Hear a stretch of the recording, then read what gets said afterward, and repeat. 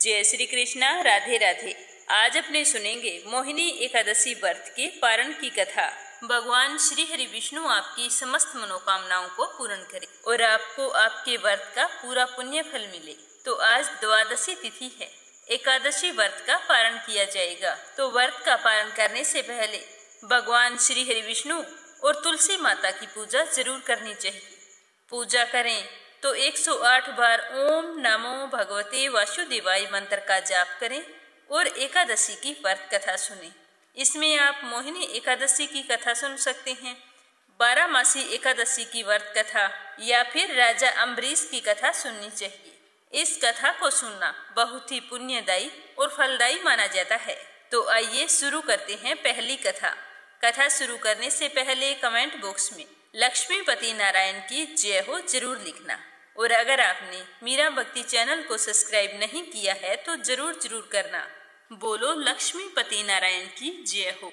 एक बार युधिष्ठिर ने भगवान श्री कृष्ण से पूछा कि हे भगवान, पुण्यमयी एकादशी तिथि कैसे उत्पन्न हुई? वह इस संसार में इतनी पवित्र क्यों मानी जाती है तथा समस्त देवताओं की प्रिय कैसे हुई? तो युधिष्ठिर की बात सुनकर भगवान श्री कृष्ण बोले कि हे कुंती नंदन, प्राचीन समय की बात है। सतयुग में मुर नाम का एक दानव रहता था। वह बड़ा ही अद्भुत, अत्यंत रोदर तथा संपूर्ण देवताओं के लिए बड़ा ही भयंकर था। उस काल रूपधारी दुरात्मा महासुर ने इंद्र को भी जीत लिया था। तो संपूर्ण देवता उससे हार कर स्वर्ग से निकाले जा चुके थे और शंकित तथा भयभीत होकर पृथ्वी पर विचरा करते थे। तो एक दिन सभी देवता महादेव जी के पास गए। वहां इंद्र ने भगवान शिव के आगे जाकर सारा हाल कह सुनाया और कहने लगे कि हे महेश्वर, ये देवता स्वर्ग लोक से निकाले जाने के बाद पृथ्वी पर विचर रहे हैं। मनुष्यों के बीच में रहना इन्हें शोभा नहीं देता। हे देव, हमें इसका कोई उपाय बतलाइए। अब देवता किसका सहारा ले? तो महादेव जी कहने लगे कि देवराज, जहाँ सबको शरण देने वाले, सबकी रक्षा में तत्पर रहने वाले जगत के स्वामी भगवान गरुड़ ध्वज विराजमान हैं, तुम वहां जाओ, वो तुम लोगों की जरूर रक्षा करेंगे। तो महादेव जी की बात सुनकर परम बुद्धिमान देवराज इंद्र संपूर्ण देवताओं के साथ क्षीर सागर में गए, जहाँ भगवान गदाधर सो रहे थे। तो इंद्र ने हाथ जोड़कर उनकी स्तुति की। इंद्र बोले कि हे देव देवेश्वर, आपको नमस्कार है। देव, आप ही पति, आप ही मति, आप ही कर्ता और आप ही कारण हैं। आप ही लोगों की माता और आप ही इस जगत के पिता हैं। देवता और दानव दोनों ही आपकी वंदना करते हैं। हे पुंडरीकाक्ष, आप दैत्यों के शत्रु हैं। मधुसूदन, हम लोगों की आप रक्षा कीजिए। हे प्रभु, हे जगन्नाथ, अत्यंत उग्र स्वभाव वाले महाबली मुर नामक दैत्य ने इन संपूर्ण देवताओं को जीतकर स्वर्ग से बाहर निकाल दिया है। हे भगवान, हे देव देवेश्वर, शरणागत वत्सल देवता भयभीत होकर आज आपकी शरण में आए हैं। आप हमारी रक्षा करें। दानवों का विनाश करने वाले कमल नयन भक्त वत्सल देव देवेश्वर जनार्दन, आप हमारी रक्षा कीजिए। रक्षा कीजिए देव, हमारी रक्षा कीजिए। भगवान, शरण में आए हुए देवताओं की आप सहायता कीजिए। तो इंद्र की बात सुनकर भगवान विष्णु बोले कि देवराज, यह दानव कैसा है? उसका रूप और बल कैसा है तथा उस दुष्ट के रहने का स्थान कहाँ है? तो इंद्र बोले कि देवेश्वर, पूर्व काल में ब्रह्मा जी के वंश में तालजंग नामक एक महान असुर उत्पन्न हुआ था, जो अत्यंत भयंकर था। उसका पुत्र मुर दानव के नाम से विख्यात है। वह भी अत्यंत उत्कट, महापराक्रमी और देवताओं के लिए बहुत ही भयंकर है। चंद्रावती नाम से प्रसिद्ध एक नगरी है, वह उसी स्थान पर निवास करता है। उस दैत्य ने समस्त देवताओं को परास्त करके स्वर्ग लोक से बाहर कर दिया है। उसने एक दूसरे ही इंद्र को स्वर्ग के सिंहासन पर बिठाया है। अग्नि, चंद्रमा, सूर्य, वायु तथा वरुण, ये सब कुछ उसने दूसरे ही बनाए हैं। जनार्दन, मैं आपको सच्ची बात बता रहा हूँ, उसने सब कुछ दूसरे ही बना लिए हैं। देवताओं को तो उसने उनके प्रत्येक स्थान से वंचित कर दिया है। आज हम बड़े ही दुखी होकर आपके पास आए हैं। तो इंद्र की बात सुनकर भगवान जनार्दन को बड़ा ही क्रोध आया। उन्होंने देवताओं को साथ लेकर चंद्रावती नगरी में प्रवेश किया। भगवान गदाधर ने देखा कि दैत्यराज बारंबार गर्जना कर रहा है और उसे परास्त होकर संपूर्ण देवता दशों दिशाओं में भाग रहे हैं। जैसे ही उसने भगवान विष्णु को देखा तो देखकर कहने लगा कि खड़ा रहे, खड़ा रहे। उसकी यह ललकार सुनकर भगवान श्री हरि विष्णु के नेत्र क्रोध से लाल हो गई और वो बोले कि अरे दुराचारी दानव, मेरी इन भुजाओं को देख। यह कहकर श्री हरि विष्णु ने अपने दिव्य बाणों से सामने आए हुए दुष्ट दानवों को मारना शुरू कर दिया, जिससे दानव भयभीत हो गए। उसके पश्चात श्री हरि विष्णु ने दैत्य सेना पर अपने चक्कर का प्रहार किया। उससे छिन्न भिन्न होकर सैकड़ों योद्धा मौत के मुख में समा गए। इसके बाद भगवान मधुसूदन बद्रिका आश्रम को चले गए। वहां सिंहावती नाम की एक गुफा थी जो 12 योजन लंबी थी। उस गुफा में एक ही दरवाजा था। भगवान उसी में जाकर सो गए। तो वह मूर्ख दानव भगवान को मार डालने के उद्देश्य से उनके पीछे लगा रहा था। तो उसने भी उसी गुफा में प्रवेश किया जहां भगवान सो रहे थे। तो भगवान को सोते हुए देखकर उसे बड़ी ही खुशी हुई।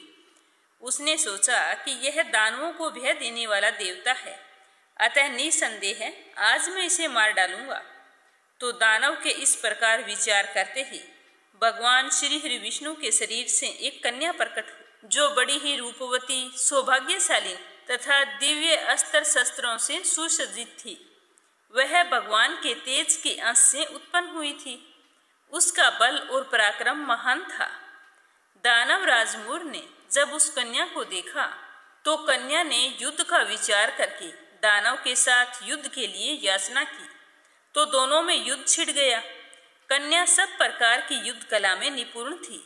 वह मुर नामक महान असुर उसके हुंकार मात्र से ही राख का ढेर हो गया। दानव के इस प्रकार मारे जाने पर भगवान जी निद्रा से जाग उठे और अपने सामने दानव को इस तरह निष्प्राण पड़ा हुआ देखकर कन्या से पूछा कि मेरा यह शत्रु अत्यंत उग्र और भयंकर था, इसका वध किसने किया?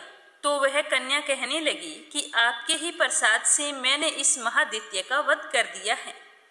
तो भगवान जी कहने लगे कि कल्याणी, तुम्हारे इस कर्म से तीनों लोकों के मुनि और देवता आनंदित हुए हैं। अतः तुम्हारे मन में जैसी इच्छा है उसके अनुसार मुझसे कोई वरदान मांग लो। देव दुर्लभ होने पर भी मैं वह वरदान तुम्हें जरूर दूंगा, इसमें कोई संदेह नहीं है। तो वह कन्या साक्षात एकादशी थी। तो वरदान की बात सुनकर वह कहने लगी कि हे प्रभु, यदि आप मुझ पर इतने ही प्रसन्न हैं तो मैं आपकी कृपा से सब तीर्थों में प्रधान, समस्त विघ्नों का नाश करने वाली तथा सब प्रकार की सिद्धि देने वाली हूँ। हे जनार्दन, जो लोग आप में भक्ति रखते हुए मेरे दिन को उपवास करेंगे उसे सब प्रकार की सिद्धि प्राप्त हो।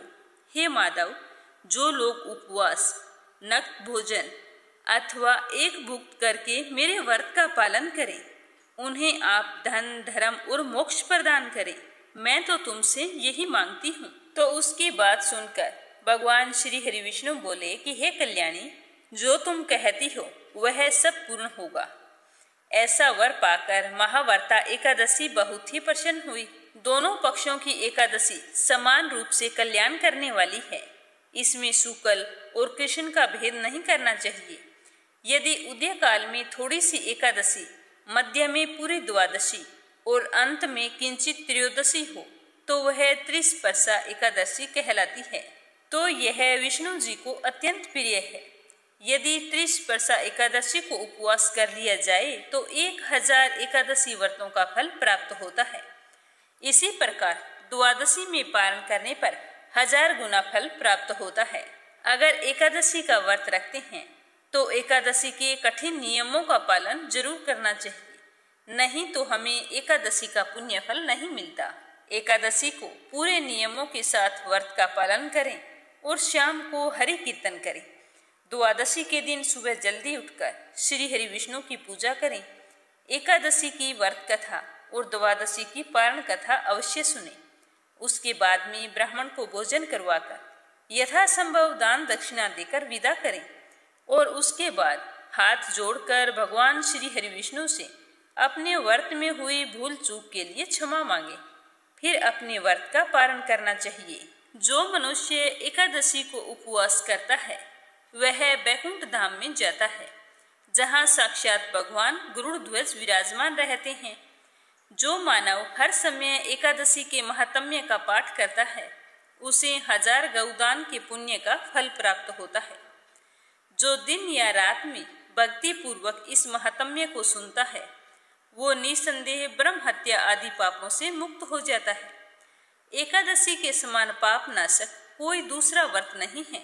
अब दूसरी कहानी अपने सुनेंगे राजा अम्बरीश की, जो हमें द्वादशी के दिन एकादशी व्रत का पारण करने से पहले अवश्य सुननी चाहिए।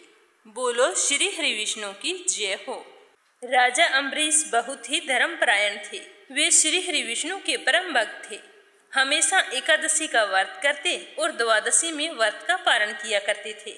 एक समय की बात है कि राजा अम्बरीश ने एकादशी का व्रत रखा था और द्वादशी के दिन ब्राह्मणों को भोजन करवाकर बाद में स्वयं एकादशी व्रत का पारण करने जा रहे थे कि इतने में वहां पर ऋषि दुर्वासा आ पहुंचे।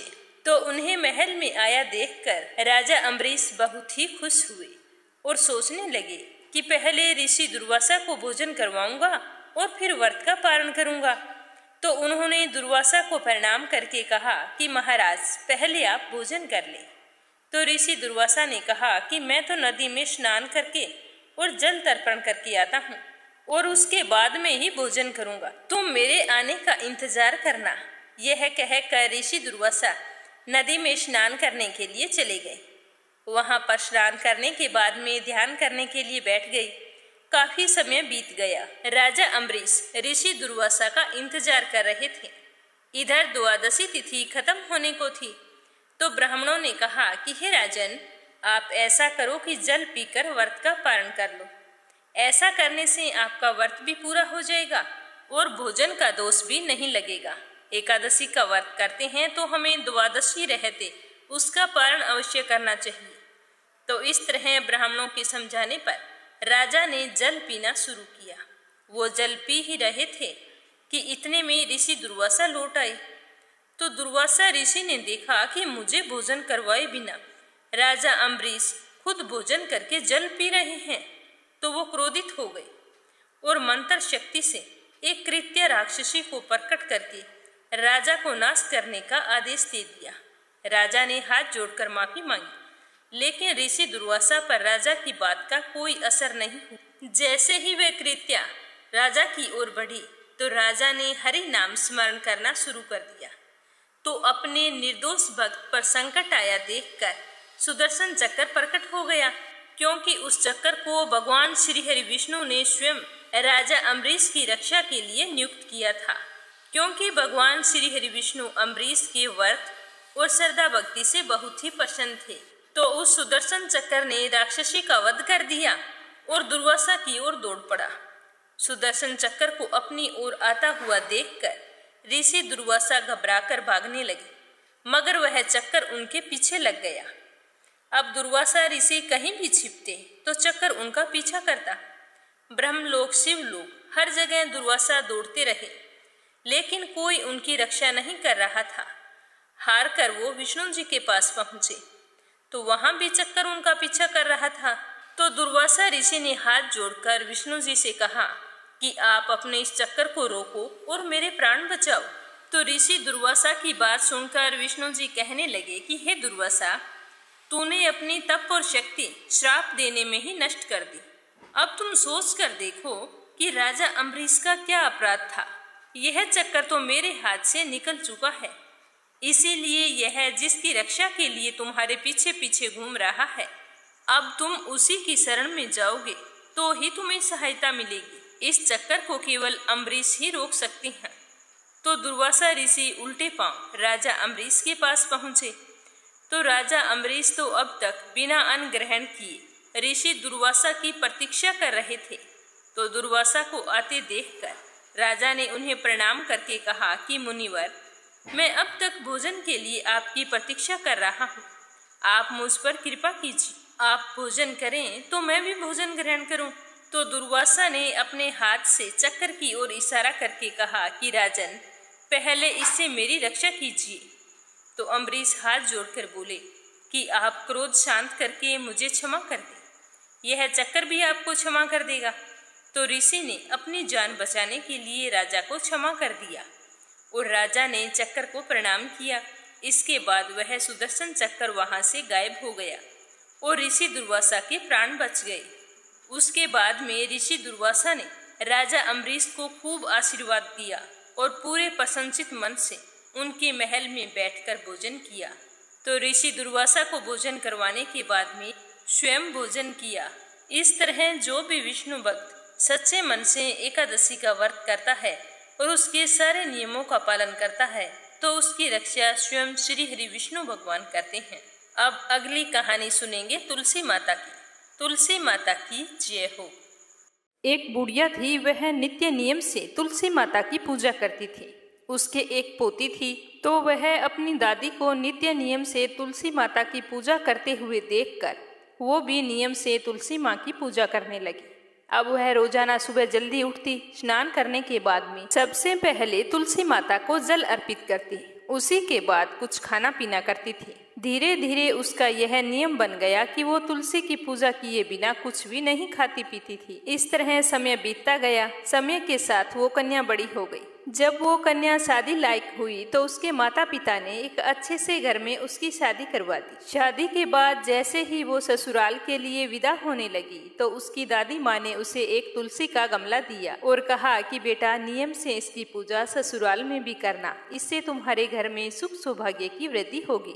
तो वह बड़ी ही खुशी से अपनी दादी माँ से उस गमले को लेकर ससुराल चली गई और रोजाना सुबह जल्दी उठती और फिर स्नान करके तुलसी माता की पूजा करती। उसी के बाद में चाय पीती। ससुराल में उसके 2 जेठानियां थी। वो उसे इस तरह पूजा पाठ करते देखती तो ईर्ष्यावश उसका मजाक उड़ाती थी। कहती कि बड़ी आई नियम धर्म वाली, सारे शास्त्र तू ही जानती है। सुबह का काम काज ना करना पड़े इसीलिए बहाना बनाकर तुलसी की पूजा करने के लिए बैठ जाती है। ऐसा करते करते एक दिन दोनों जेठानियों ने कहा कि क्यों न आज हम इसका गमला छुपा देते हैं, देखते हैं कि ये पूजा कैसे करे। तो उन्होंने ले जाकर एक जगह तुलसी का गमला छुपा दिया। वह कन्या स्नान करके इधर उधर गमला ढूंढती रही। काफी देर बाद ढूंढने पर उसे गमला मिला तो उसने पूजा की और उसके बाद में ही भोजन किया। अब उन दोनों जेठानियों का तो रोजाना नियम बन गया। वो उसकी तुलसी के गमले को उठाती और कहीं ना कहीं ले जाकर छुपा देती, लेकिन उसने अपनी जेठानियों को कुछ भी नहीं कहा। वह अपनी श्रद्धा से इधर उधर ढूंढकर जब भी उसे गमला मिलता तो उसमें जल सींचकर उसी के बाद खाना खाती। तो एक दिन उसकी जेठानी ने गमले को वहां से उठाया और दूर जाकर जंगल में फेंक आई। तो उस दिन उस कन्या ने स्नान करके गमले को खूब ढूंढा पर उसे गमला नहीं मिला। वह तो बहुत ही परेशान हो गई और दुखी होकर अपने कमरे में बैठ गई और उसने खाना भी नहीं खाया क्योंकि उसका नियम था वो पूरा नहीं हुआ। तो उसे इस तरह से परेशान देखकर तुलसी माता उसकी सच्ची भक्ति से बहुत ही प्रसन्न हुई। तुलसी माँ के आशीर्वाद से उसके कमरे में तुलसी माँ का गमला प्रकट हो गया। अगले दिन जब वह सुबह उठी तो देखती है कि उसके खाट के चारों कोनों पर तुलसी माता का गमला है। तो यह देखकर वो तो बहुत ही प्रसन्न हुई और कहने लगी कि अब मेरी तुलसी माता को कोई नहीं चुरा सकेगा। पूजन करने के लिए मुझे अब कहीं बाहर नहीं जाना पड़ेगा और कोई भी मेरी तुलसी माता को फेंक भी नहीं सकेगा। तो वो जल्दी से स्नान करने के लिए गई और स्नान करके तुलसी माता की पूजा की और पूजा करने के बाद में जैसे ही रसोई घर में वो खाना खाने के लिए गई तो उसे भोजन करता हुआ देखकर उसकी दोनों जेठानियां उसका मजाक उड़ाने लगी और कहने लगी कि लो, देवरानी का नियम धर्म पूरा हो गया। और उसके पास आकर बोली कि तुलसी जी की पूजा कर ली क्या देवरानी जी? तो वह बोली कि हाँ कर ली। तो उसकी जेठानी बोली कि क्यों झूठ बोल रही है, सही सही बोलना कि भूख बर्दाश्त नहीं होती, खाना खाना है तो यूं ही खा ले, पूजा करने का बहाना क्यों बना रही है? तो उसने कहा कि जेठानी जी मैंने पूजा कर ली है। तो उसकी जेठानी बोली कि गमला तो हमने फेंक दिया, तूने पूजा कहाँ से की? आप मेरे कमरे में जाकर देख सकती हैं, मैंने पूजा कर ली। तो अपनी देवरानी की इस तरह बात सुनकर दोनों जेठानियां भागकर उसके कमरे में गई तो वहां जाकर आश्चर्यचकित हो गई। देखा कि तुलसी माता का बड़ा सारा पौधा वहां पर खड़ा है। तो ये देखकर उसकी जेठानियां बहुत ही शर्मिंदा हुई और बोली कि देवरानी, तेरी भक्ति सच्ची है, हमने तुम्हें यूं ही परेशान किया, हमें माफ कर दो। उसी दिन से तीनों देवरानी जेठानी सुबह जल्दी उठकर स्नान करती और उसके बाद में तुलसी माता की पूजा अर्चना करके उसके बाद में घर का कोई अन्य काम करती। ऐसा करने से उनके घर में सुख सौभाग्य का वास हुआ, अन्न और धन के भंडार भर गए और 10वें महीने उन तीनों देवरानियों जेठानियों को सुंदर पुत्र की प्राप्ति हुई। हे तुलसी माता, जैसी कृपा आपने उन पर की वैसी हम पर भी करना, अपनी कृपा दृष्टि बनाए रखना। अगली कहानी एक ब्राह्मण की। एक ब्राह्मण था, वह सुबह सवेरे स्नान करके मंदिर जाता था।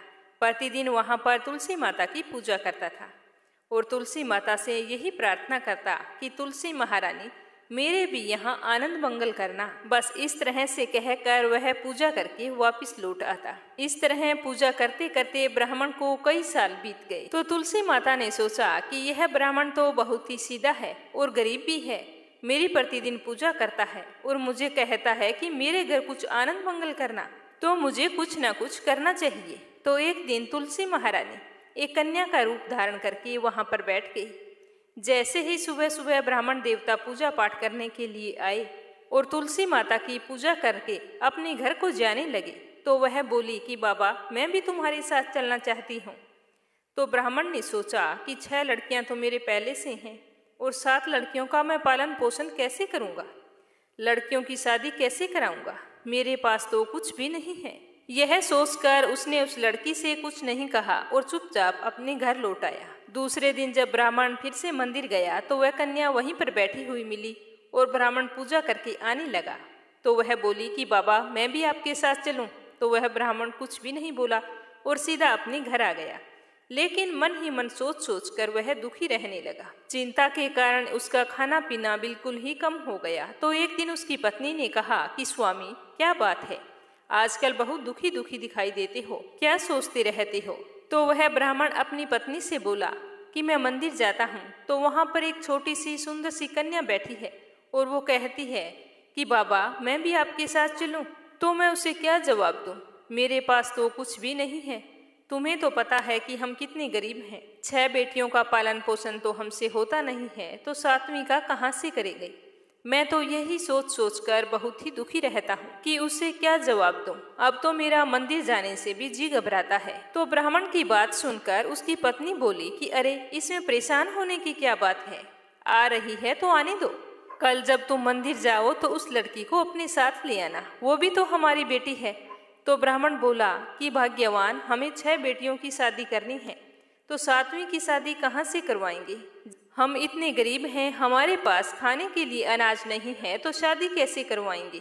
तो ब्राह्मणी ने कहा कि ये कोई बात नहीं हुई, जब हम अपनी 6 बेटियों की शादी करवाएंगे तो वहीं 7वीं की भी करवा देंगे। अगर उसने हमारे घर जन्म लिया होता तो क्या हम उसे घर से निकाल देते। तुम मेरी बात मानो और कल उसे अपने साथ ले आना, मैं इंतजार कर रही हूँ। तो दूसरे दिन सुबह सवेरे स्नान करके जब ब्राह्मण मंदिर को गया और पूजा पाठ करके लौटने लगा तो उस कन्या ने कहा कि बाबा, मैं आपके साथ चलूं।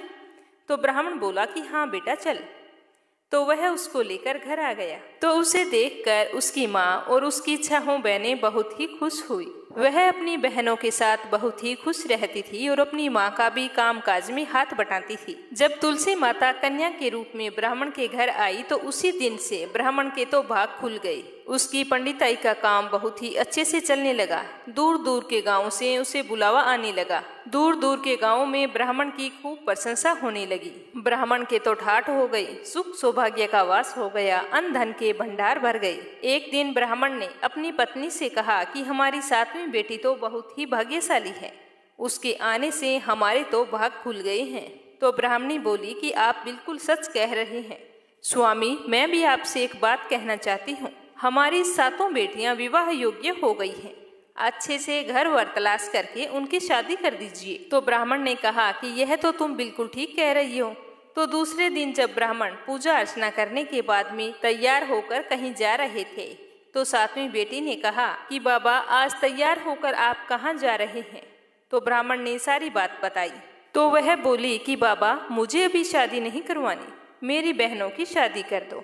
मैं उनकी शादी में नाचना चाहती हूँ और मेरी शादी बाद में करना। तो इस तरह से फिर उसकी 6 बहनों की अच्छे घर में शादी तय कर दी और तुलसी माता की कृपा से उनके घर में सारे जेवर, कपड़ा, खाना सब कुछ तैयार हो गया और उन सभी बहनों की अच्छी धूमधाम से शादी हुई और वो सभी अपनी अपने ससुराल चली गई। अगले दिन ब्राह्मण सुबह सवेरे उठे तो देखा कि आंगन के बीचों बीच एक तुलसी का पौधा है। तो ब्राह्मण को देखकर यह बहुत ही आश्चर्य हुआ कि मेरे आंगन में तुलसी का पौधा कैसे आया। तो उसने जल्दी से ब्राह्मणी को उठाया और दोनों जैसे ही तुलसी के पौधे के पास गए तो उन्हें अपनी 7वीं बेटी का मुस्कुराता हुआ चेहरा उस तुलसी की पौधे में दिखाई दिया। तो यह देखकर दोनों की आंखों में खुशी के आंसू छलक आए और दोनों कहने लगे कि इतने दिनों तक हमारे साथ तुलसी माता स्वयं रही और हमें पता भी नहीं चला। फिर उसी दिन से ब्राह्मण और ब्राह्मणी स्नान करके पहले तुलसी माता की पूजा करते, पूजा करने के बाद में ही कोई दूसरा काम करते। हे तुलसी माता, जैसा आपने ब्राह्मण को दिया वैसा सबको देना, जैसा